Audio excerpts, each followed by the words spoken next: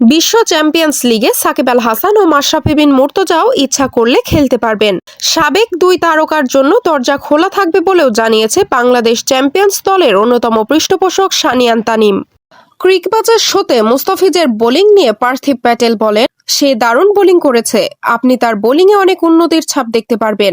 এখন তার অভিজ্ঞতা নিয়ে উইকেটকে ভালোভাবে ব্যবহার করছে, অ্যাঙ্গেলটা খুব ভালোভাবে ব্যবহার করছে। সেই সঙ্গে সে পিচও বুঝতে শিখে গেছে, সেই স্মার্ট বোলার হয়ে গেছে।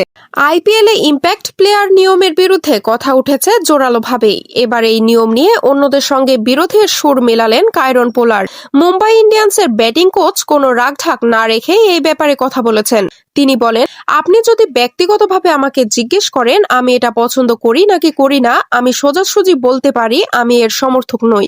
সিঙ্গাপুরের কাছে হারের পর ইএসপিএনকে তিনি বাংলাদেশের জার্সিতে খেলার অভিজ্ঞতা নিয়ে বলেন, এটা সত্যিই অসাধারণ, বিস্ময়কর। সত্যি বলতে এটি আমার করা সেরা কাজগুলোর মধ্যে একটি।